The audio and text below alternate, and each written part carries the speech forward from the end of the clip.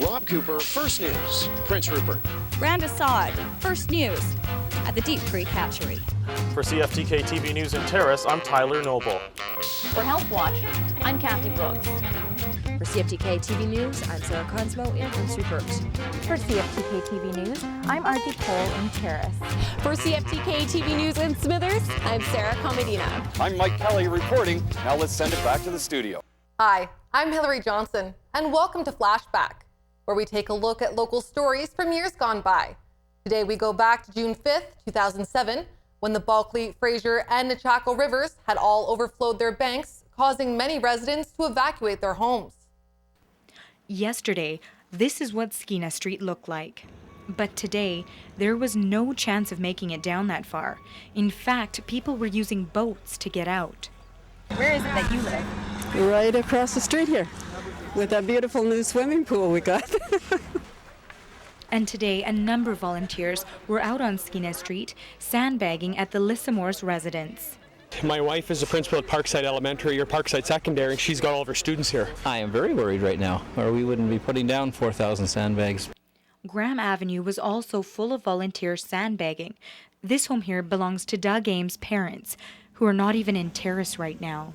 My parents, my dad's in Vancouver and St. Paul's. He just had some surgery and my mom's with him. Do your parents know what's going on right now? Ames' home is also being sandbagged, and in both areas, volunteers have been working very hard. Most of the residents on the south end of Skeena Street have had to evacuate their homes, and luckily a U-Haul truck was able to wade through the water.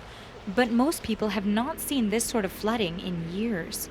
Well, I've never seen this before. I've lived here 17 years, and this is the worst I've seen it.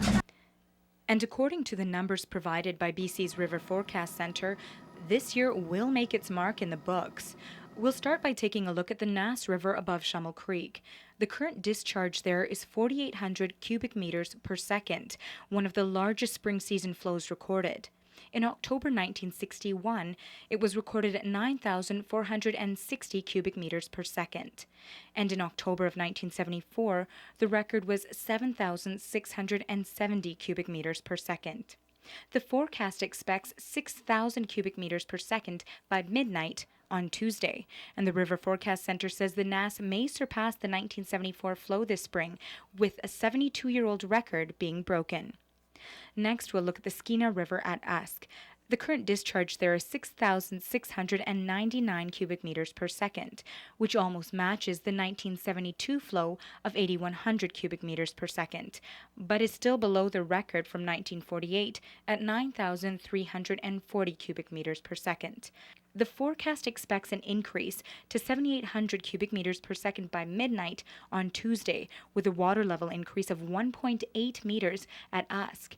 And the River Forecast Centre says the Skeena may surpass its 1948 record this spring, breaking a 77-year-old record. Finally, the Bulkley River at Quick has a current discharge of 900 cubic meters per second, and that's already surpassed its 1948 record of 895 cubic meters per second. And the forecast there is expecting a rise to 1,000 cubic meters per second by midnight on Tuesday, with a water level increase of 25 centimeters at Quick. This would surpass the record of 1972, breaking a 77-year-old record. We built our house above the 200-year floodplain, but guess what? I think we're going to have a 200-year flood, so... Homeowners and emergency personnel are extending a great deal of gratitude to volunteers for their hard work and effort. But as for bystanders just looking on... If you want to come take a look, please don't. Watch the local news. They have lots of video. We really need you to volunteer rather than come by and take a look. For CFTK-TV News, I'm Aarti in Terrace.